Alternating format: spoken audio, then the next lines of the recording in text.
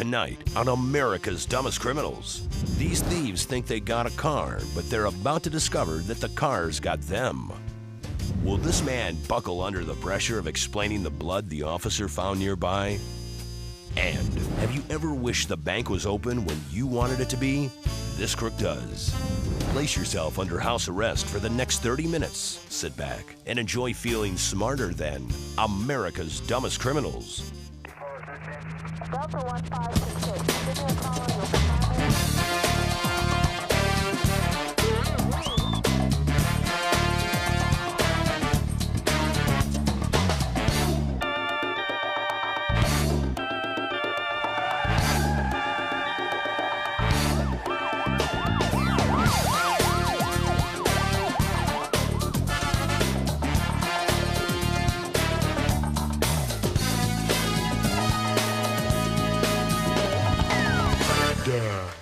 Now, welcome your hosts for ADC, Daniel Butler and Debbie Allen.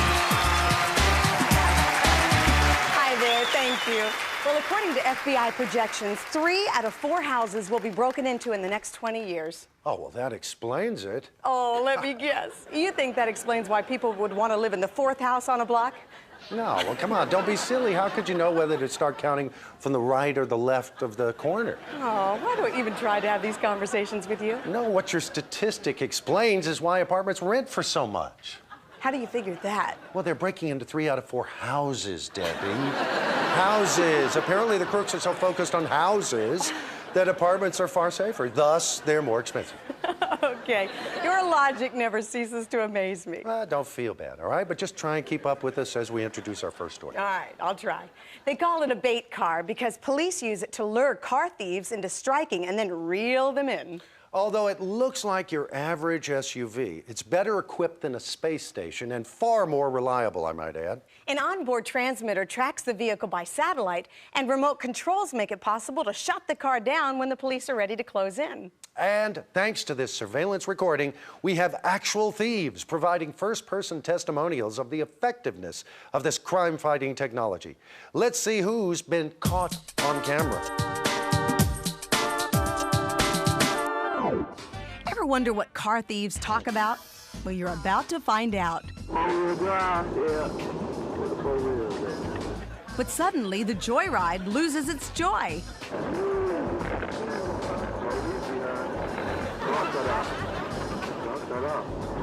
Trouble boys? We got the gun now. They must have knew this was so. Absolutely right. And as the endless cast of characters takes the bait and spins the wheel of fortune, this morality play reenacted again and again. But remember, if you're doing what you're supposed to be doing, there's never any reason to panic and say,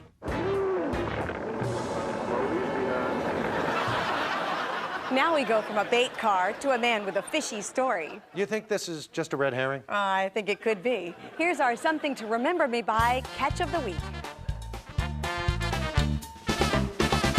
One day last spring, I was patrolling one of our lakes for fishermen. Came up on a group of people who were fishing at an area that the Department of Natural Resources had recently stocked trout. I stopped and talked to 2 of them who were fishing, and they didn't have fishing licenses, so I was in the process of writing them a ticket. I noticed that they seemed pretty excited about getting a ticket, not really upset like most people are. I walked around their vehicle with one of the people who I'd just written a ticket to and saw a couple spots of blood by their vehicle.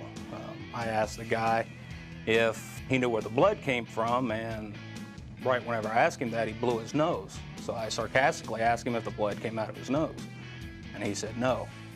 While I was in the process of getting ready to search the vehicle, I glanced out of the corner of my eye and saw that he had his finger in his nose digging around pretty vigorously.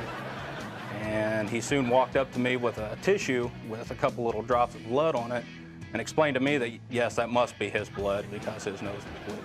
Despite the fact that he was able to get a couple little drops of blood out of his nose, I discovered that the real source of the blood was a bucket of illegally caught fish. So then I wrote them a couple more citations and told them to keep their nose clean. show may not be as educational as what you'd find on, say, PBS. Well, yeah, but think of the entertainment value, huh? When was the last time the McLaughlin group debated nose-picking? I really can't answer that. Well, I don't think they have. We're cornering the market here, Debbie. Okay. At any rate, we're about to introduce you to a new meaning for the word T-bone. And no, it has nothing to do with stakeouts. To vividly illustrate the term, take a look at this surveillance video from Pinellas Park, Florida. Well, we got information of a guy running around the county. He had attempted to run over a bunch of cops that particular night. He was chased by our deputies. Several cars had been forced off the road. We boxed him in, and we were able to get him to stop after several attempts. One of the deputies T-boned him. T-bone would be where one car is pretty much stationary and another car comes and with the force hits him broadside. And we took one cruiser and we gave him one heck of a crunch and stopped him immediately. But the deputies were pretty anxious to get this guy in custody, so we didn't really wait to open the door. We just pulled him right out through the window.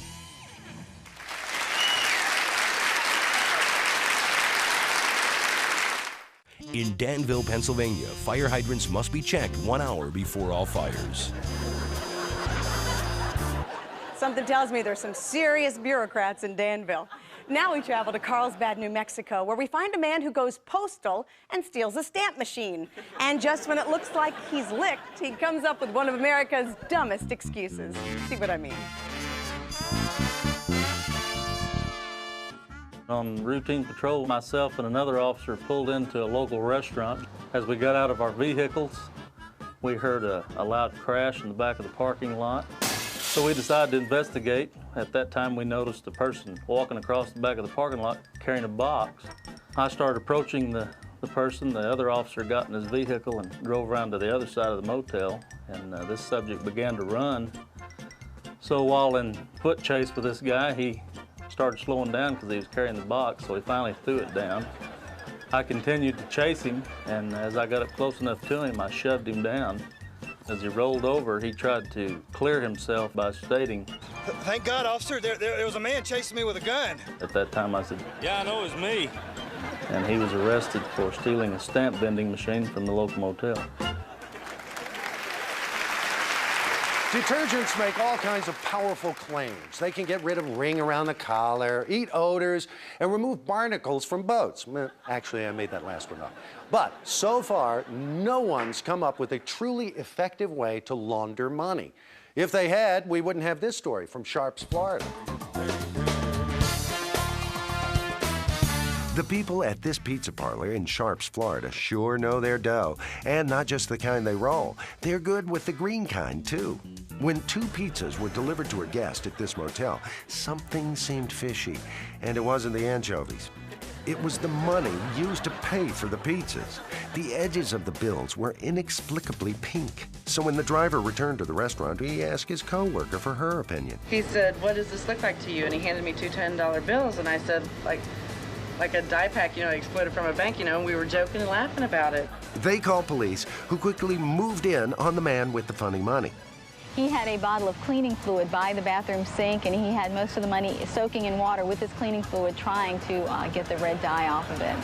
Altogether, police recovered $2,400 of blushing bills. It was great.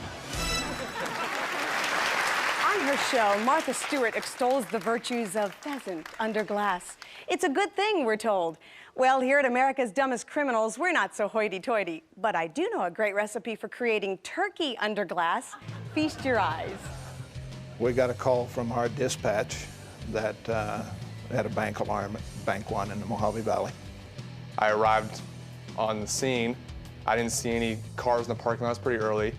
I started going up and checking the business, looking in the windows and everything. When I got to the last window up front, I peeked in and I could see this figure sitting at, looked like a desk right up against the window. Well, all of a sudden the person stands up and he's dressed in full black ski mask, and he's wearing all the gear and everything, and he has a cup of orange juice in his hand. I just told him, "Let me see your hands," and he put them up, and I held them there until my backup got there. All of a sudden an alarm call comes out for Deputy Sloma at the Bank 1. I'm kind of curious, so I start slow rolling that way as backup. I look in the bank, and you've got a guy standing there dressed all in black on the other side of the window with an orange juice. He's being very cooperative, and I didn't even have to ask him any questions. He just instantly started telling me how he cut a hole through the wall and how he knew he was done for, and you know, then he started apologizing to me for it. So for wasting my time, he called it. I told him, go in and drop the orange juice. I didn't want him putting his hands down where I couldn't see him.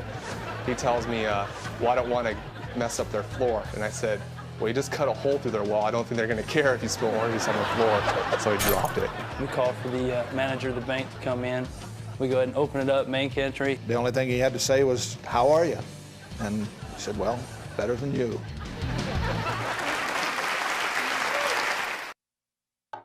When traveling, the crew of ADC eats at Tony Roma's. Tony Roma's, over 200 locations worldwide.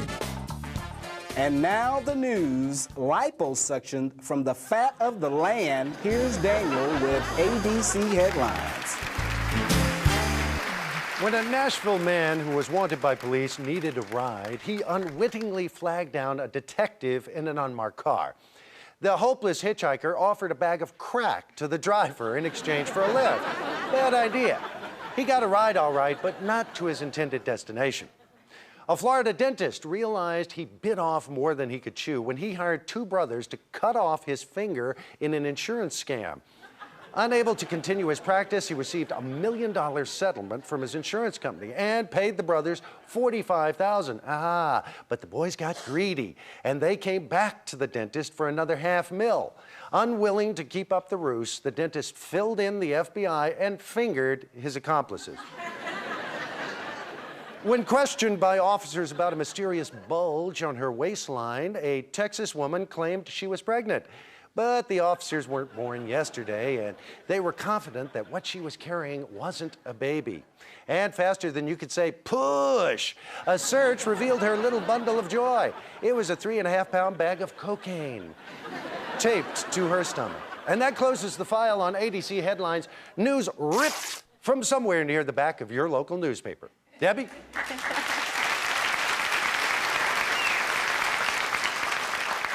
Years ago, the dean at a very conservative college was displeased by the public displays of affection witnessed on the campus.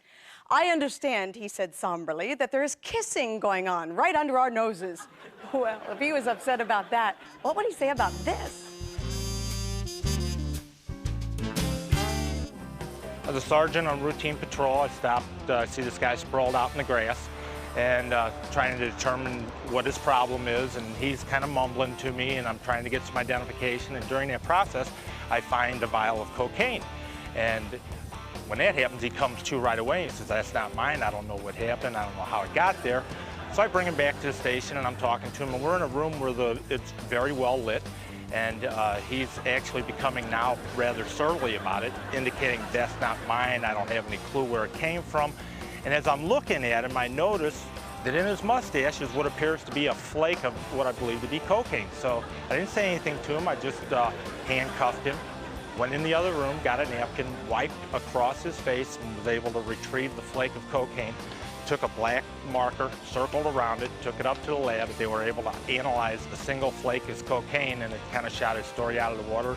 We were able to get a warrant on it. He was a little sheepish, but, you know, what are you going to do? I mean, he had his story, and we had the evidence. There's a noticeable difference between driving etiquette in the big city and small towns, okay?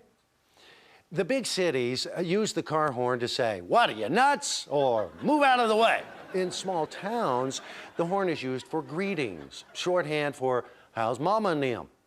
But when you're driving drunk, a horn offers the opportunity to tell the world that you've had a few too many. See for yourself. It was a Sunday at about 2 in the morning, the end of a Saturday night shift for me, when a call came out where one of our local inebriates had called on the 911 line saying that his mom had kicked him out of the house again, and he was too drunk to be walking around in public, and was wondering if we'd do him a favor and come out and arrest him for being drunk in public. So being the community service-oriented police department we figured we'd oblige him. We drove out and located him at the far end of a shopping center, and I had my overheads going, the lights and everything on. And on the far side of the parking lot, on the complete opposite end, is a bar. And this bar was letting out, and apparently one of the guys staggered out of the bar, got into his car, and for some reason drove all the way up behind my patrol car. Hey! Get out of the way, I'm trying to get home. Get out. Come on, I don't want to spill my drink. Well, at this point, I decided that maybe he too needed a little talking to. Walked over, and as I approached him, he said something to the effect of, "Hey, buddy, I gave you plenty of chances to move your car." I reached in, turned off the car, and we talked to him a little bit more. And needless to say, he was quite drunk as well. So we kind of got two for the price of one that night. Got a friend for you here. Why don't you go ahead and sit up? Hey, what's going on? Now, let's look back at one of ADC's greatest hits.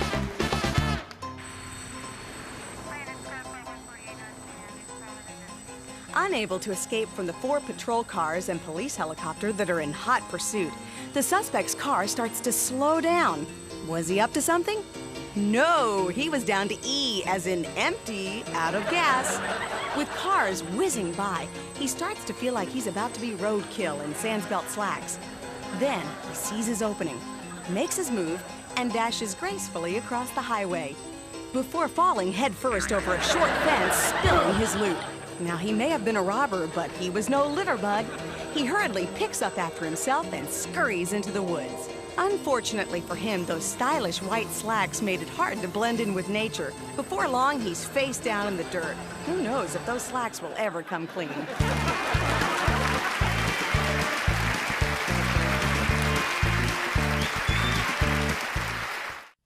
In Mesquite, Texas, it's illegal for children to have unusual haircuts. We had a call come out that there was a robbery to arrest this guy, and I started to look at him, and I said, I know this guy. I've seen him before. And I come to find out that he was the trustee at the police academy where I had just graduated from. I had seen him every day sweeping the floors.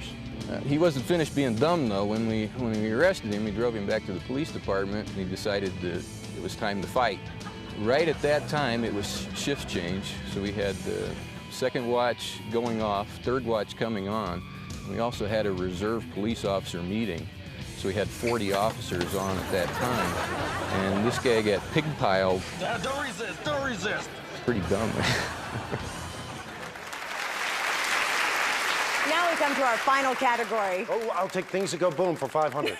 Actually, the topic is we're not making this up, but in this case, they are one and the same. Sit back and prepare for launch from Mission Control in Abilene, Texas. Toward the end of the shift, and we got a call of an oil tank fire. A young married couple that lived in a trailer near the oil tank battery, and a friend of theirs had decided to go out and climb up on the catwalk of the oil tank. Do you think it's oil or gas? These aren't small tanks. These hold a couple hundred barrels of oil. I have a lighter. Man, that'll probably, well, I don't know. Well, yeah, that'll probably work. Leaned into the hatch and flicked his lighter. And sure enough, he told us later that he saw a fireball. The whole top of the tank blew off. All he saw was orange flame all around, and they were flying from the catwalk to the ground. A short time later, they called an ambulance because they started realizing that they were pretty badly hurt. Unbelievable that somebody could say, I hope this doesn't blow up, and then flick a lighter in an oil tank. You know, I guess that's why they never held Lynyrd Skynyrd concerts at oil refineries. How's that? Well, all it would take is one guy with a lighter yelling, "Free bird, man!" and poof, they'd all be gone. Yeah, and I'm sure plenty of guys have gone poof at Lynyrd Skynyrd concerts. You think? Really? Uh-huh. And Yeah. now it's time for us to go poof, or at least say goodbye. But before we do, we'd like to thank you for joining us and extend our special thanks to the officers who helped us with tonight's show. Law enforcement officers have a tough and often thankless job, but we here at ADC want to go on record as being your biggest fan. And if you're a fan of our show, we'd love to hear from you.